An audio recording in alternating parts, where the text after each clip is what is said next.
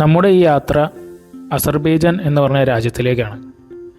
യാത്ര പോകുന്ന വഴി എന്ന് പറയുന്നത് ന്യൂഡൽഹി എത്തി, അതായത് കൊച്ചിയിൽ നിന്നും ന്യൂഡൽഹിയിലെത്തി, ന്യൂഡൽഹിയിൽ കുറച്ച് നേരം ഇരുന്ന് അതിനുശേഷം അസർബൈജാനിലേക്കുള്ള കുവൈറ്റ് എയർവേസിൽ കുവൈറ്റ് വഴി നമ്മൾ പോവുകയാണ്. കുവൈറ്റിൽ കുറച്ച് നേരം നമ്മൾ ലോഞ്ചിലിരിക്കും. ഇപ്പോൾ എത്തിയിരിക്കുന്നത് ന്യൂഡൽഹിയിലെ ഡൊമസ്റ്റിക് എയർപോർട്ടിലേക്കാണ്. ഇവിടെ നിന്നും പുറത്ത് കടന്ന് ഒരു ബസ് വഴി ഇൻ്റർനാഷണൽ എയർപോർട്ടിലേക്ക് എത്തി, അതായത് ടെർമിനൽ 3യിലേക്ക് എത്തി. നമ്മൾ അതിലൂടെയാണ് പോകുന്നത്. അപ്പം ഇതാണ് നമ്മൾ പോകുന്ന വഴി, അല്ലെങ്കിൽ ഇതാണ് ഡൊമസ്റ്റിക് എയർപോർട്ടിൻ്റെ ഉൾഭാഗം. ഈ അസർബൈജാൻ യാത്ര എന്ന് പറയുമ്പോൾ, അസർബൈജാൻ എന്ന് പറയുന്നത് ഒരു മുസ്ലിം രാജ്യമാണ്, അല്ലെങ്കിൽ മുസ്ലിംസ് കൂടുതൽ താമസിക്കുന്ന ഒരു രാജ്യമാണ്. എങ്കിലും അവരിപ്പോഴും ഫോളോ ചെയ്യുന്നത് ഒരു യൂറോപ്യൻ കൾച്ചറാണ്.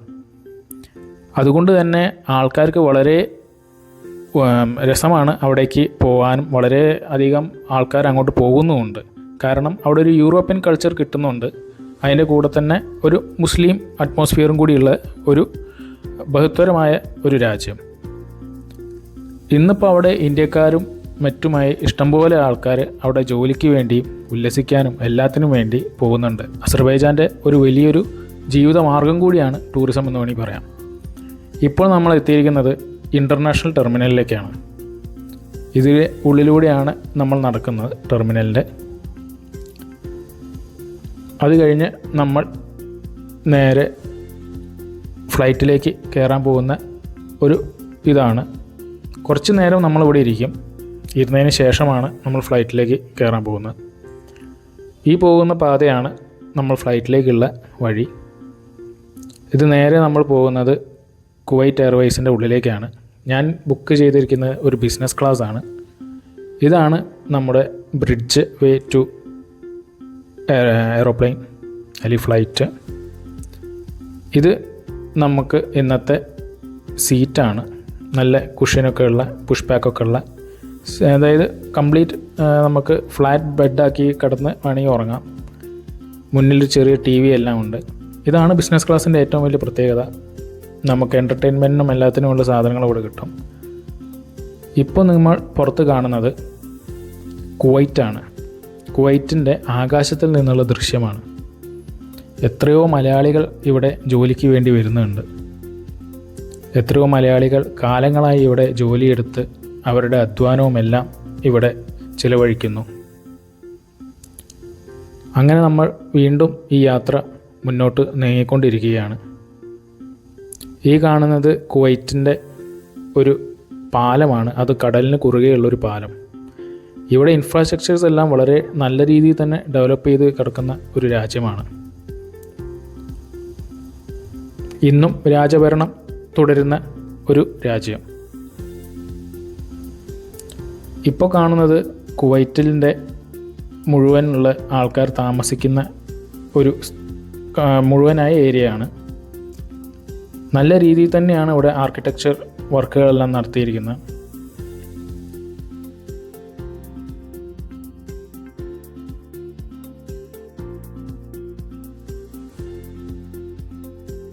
ആകാശത്തിൽ നിന്ന് തന്നെ നോക്കുമ്പോൾ കാണാം, വളരെ നല്ല ഭംഗിയായിട്ട് തന്നെയാണ് ആ കുവൈറ്റ് നഗരം ഒരുക്കി വെച്ചിരിക്കുന്നത്.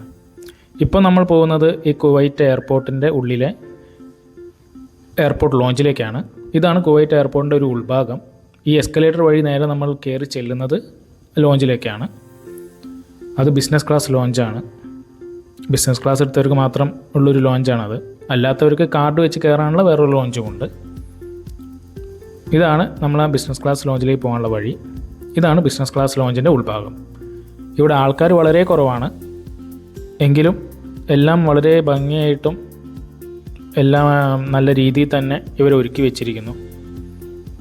നമുക്ക് ഭക്ഷണവും എല്ലാം യഥേഷ്ടം എത്ര വേണമെങ്കിലും കഴിക്കാം. ഈവൻ നമ്മൾ ബിസിനസ് ക്ലാസ്സിൽ യാത്ര ചെയ്യുമ്പോൾ ഫ്ലൈറ്റിൽ നിന്നും എത്ര വേണമെങ്കിലും എന്ത് ഭക്ഷണം എന്ത് വേണമെങ്കിലും നമുക്ക് വാങ്ങിച്ച് കഴിക്കാം. ഈ കുവൈറ്റ് എയർപോർട്ട് മാത്രമാണ് മദ്യമില്ലാത്തൊരു എയർപോർട്ട്. അപ്പോൾ അവിടെ മദ്യം ലഭിക്കുക വളരെ കഠിനമാണ്, അല്ലെങ്കിൽ ഇല്ല എന്ന് പറയാം. ഇനി അതല്ല, വേറെ രാജ്യത്തു നിന്ന് നിങ്ങൾ മദ്യക്കുപ്പി കൊണ്ടുവരികയാണെങ്കിൽ അത് വളരെ മൂടി, വളരെ പാക്ക് ചെയ്തിട്ട് വേണം കൊണ്ടുവരാൻ. ഇപ്പോൾ നമ്മൾ കയറുന്നത് കുവൈറ്റ് എയർലൈൻസിൻ്റെ ഫ്ലൈറ്റിലേക്കാണ്. ആ ഫ്ലൈറ്റിൽ നിന്ന് യാത്ര നമ്മൾ തുടരുന്നു. പുറത്ത് കാണുന്നത് പഞ്ഞിമെത്ത പോലത്തെ ആകാശം. സൂര്യൻ പതുക്കെ ചാഞ്ഞു തുടങ്ങി. അങ്ങനെ യാത്ര ചെയ്ത് നമ്മൾ എത്തിയിരിക്കുന്നത് ഇപ്പോൾ അസർബൈജാൻ്റെ മണ്ണിലേക്ക് എത്തിക്കൊണ്ടിരിക്കുന്നു. അസർബൈജാൻ്റെ ഒരു പോർട്ട് ഏരിയയാണ് ഇപ്പോൾ കാണുന്നത്. വളരെ ഭംഗിയായി തന്നെ രാത്രി അസർബൈജാൻ ഒരുക്കി വെച്ചിരിക്കുന്നു. ശരിക്കും ഇതൊക്കെയാണല്ലോ ഒരു ടൂറിസ്റ്റ് എന്ന രീതിയിൽ നമ്മൾ എത്തുമ്പോൾ ആദ്യം പ്രതീക്ഷിക്കുന്നത്. നല്ല രീതിയിൽ ലൈറ്റിംഗ് ഒക്കെ ചെയ്ത് വെച്ചിരിക്കുന്ന ഒരു രാജ്യം, വളരെ വൃത്തിയുള്ളൊരു രാജ്യം. ആ രാജ്യത്തിൻ്റെ മണ്ണിലേക്ക് പതുക്കെ ഫ്ലൈറ്റ് ഇറങ്ങി. അങ്ങനെ ഇതാണ് അസർബൈജാൻ്റെ എയർപോർട്ടിൻ്റെ ഉൾഭാഗം. അതിലൂടെ നമ്മൾ പുറത്തേക്ക് കിടക്കുകയാണ്, പുറത്തേക്ക് പോവുകയാണ്. അത്യാവശ്യം നല്ല തണുപ്പന്നെ ഉണ്ട്. എല്ലാവരും കണ്ടാലറിയാം ജാക്കറ്റൊക്കെ ഇട്ടിട്ടാണ് ഇരിക്കുന്നത്. ഇതാണ് നമ്മുടെ ഡ്രൈവർ. ഇദ്ദേഹത്തിൻ്റെ കൂടെയാണ് ഇനിയുള്ള നമ്മുടെ കുറേ യാത്ര, ഈ അസർബൈജാൻ തീരുന്നവരെ ഉള്ള യാത്ര. അസർബൈജാൻ്റെ ക്യാപിറ്റലായ ബാക്കുവിലാണ് നമ്മൾ ഇറങ്ങിയിരിക്കുന്നത്. ബാക്കുവിൻ്റെ എയർപോർട്ടിൻ്റെ പുറംഭാഗമാണത്. ഈ കാണുന്നതും ഒരു എയർപോർട്ട് ടെർമിനലാണ്. രാജകൊട്ടാരം പോലെ ഒരുക്കി വെച്ചിരിക്കുന്നു. നല്ല അട്രാക്ഷൻ തന്നെ നമുക്കിത് കാണുമ്പോൾ തോന്നും. മുന്നിൽ കാണുന്നത് ഒരു ടവറാണ്. അങ്ങനെ ഈ എയർപോർട്ടിൽ നിന്നും യാത്ര ഇങ്ങനെ തുടരുന്നു. നമ്മുടെ ഹോട്ടലിലേക്ക് കുറച്ച് ദൂരമുണ്ട്. പോകുന്ന വഴിക്ക് ഏതെങ്കിലും റെസ്റ്റോറൻറ്റ് ഭക്ഷണം കഴിക്കണമെന്ന് ഞാൻ അദ്ദേഹത്തോട് പറഞ്ഞു. ഇത് നമ്മുടെ അസർബൈജാനിലെ ഒരു ഒളിമ്പിക് സ്റ്റേഡിയമാണ്. ഇവിടുത്തെ എക്സ് പ്രധാനമന്ത്രിയുടെ പേരിലാണ് ഒളിമ്പിക് സ്റ്റേഡിയം ഉള്ളത്. ഈ കാണുന്നതും ഒക്കെ വളരെ ലൈറ്റിങ്ങോടുകൂടി രാത്രി അസർബൈജാൻ ടൂറിസ്റ്റുകളിലും മറ്റും ഒരുക്കി വച്ചിരിക്കുകയാണ്.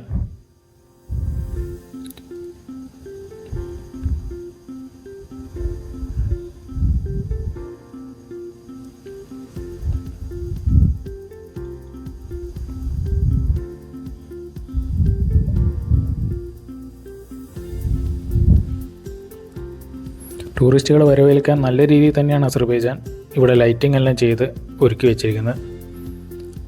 അങ്ങനെ നമ്മൾ നേരെ കയറി ചെല്ലുന്നത് ഒരു റെസ്റ്റോറൻറ്റിലേക്കാണ്. നല്ല മനോഹരമായി ഒരുക്കി വെച്ചിരിക്കുന്ന മറ്റൊരു റെസ്റ്റോറൻറ്റ്. അവിടെ പായ പോലെ ഉള്ള കർട്ടനുകളും മറ്റുമുണ്ട്. നല്ല രീതിയിൽ തന്നെ അവർ ഡെക്കറേറ്റ് ചെയ്ത് വെച്ചിരിക്കുന്നു. ഇവിടെ പറയാനുള്ള വേറൊരു കാര്യം എന്തെന്ന് വെച്ചാൽ ഇതാ ഈ ഒരു കാഴ്ചയാണ്. പല രാജ്യത്തിൻ്റെ നോട്ടുകൾ. അത് വളരെ രസകരമായിട്ട് തന്നെ അദ്ദേഹം ഇവിടെ ഇതിൻ്റെ ഓണറായിരിക്കാം. അദ്ദേഹം വളരെ രസകരമായി തന്നെ ഭിത്തിയുടെ മുകളിൽ ഒട്ടിച്ചു വെച്ചിരിക്കുന്നതാണ്. ചിലപ്പോൾ ഇത്രയും രാജ്യത്തുള്ള ആളുകൾ ഇവിടെ വന്ന് ഭക്ഷണം കഴിച്ചു എന്നതിൻ്റെ ഒരു കാര്യം കൂടിയായിരിക്കാം. ആളുകൾക്ക് ഇവിടെ വരുന്നവർക്കെല്ലാം വളരെ രസകരമായി തന്നെയാണ് അവർ ഭക്ഷണം ഒരുക്കുന്നതിന് കൂടിയുള്ള ഒരു നമ്മളോടുള്ളൊരു പറച്ചിലായിരിക്കാം. വീണ്ടും നമ്മൾ ആ ഒളിമ്പിക് സ്റ്റേഡിയത്തിൻ്റെ അതിലൂടെ തന്നെയാണ് പോകുന്നത്.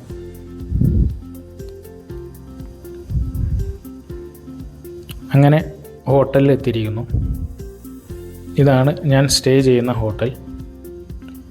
ബാക്കുവിലുള്ള എല്ലാ യാത്രകളും ഞാൻ ഇവിടെ തന്നെയാണ് സ്റ്റേ ചെയ്യുന്നത്. ഞാൻ നേരെ നടന്ന് ഹോട്ടലിൻ്റെ മുകളിലെ ലിഫ്റ്റ് വഴി മുകളിലേക്കാണ് പോകുന്നത്. ഈ നേരെ കാണുന്നതിൻ്റെ തൊട്ടടുത്തുള്ള ഈ 506 എന്നുള്ളതാണ് എൻ്റെ റൂം. ഞാൻ കീ എടുത്ത് റൂം തുറന്ന് ഉള്ളിലേക്ക് കയറി. ഇതാണ് നമ്മുടെ റൂം. വളരെ മനോഹരമായി വൃത്തിയായി ഒരുക്കി വെച്ചിരിക്കുന്നു. റൂമിന് തൊട്ട് തന്നെ ചെറിയൊരു ബാൽക്കണിയുണ്ട്. കുറേ കാഴ്ചകളെല്ലാം കാണാം. പുറത്ത് നല്ല തണുപ്പാണ്. ഞാൻ പോയത് ജനുവരി അവസാന കാലഘട്ടത്തിലായതിനെ കൊണ്ട് തന്നെ ഇവിടെ നല്ല തണുപ്പിൻ്റെ സമയമാണ്.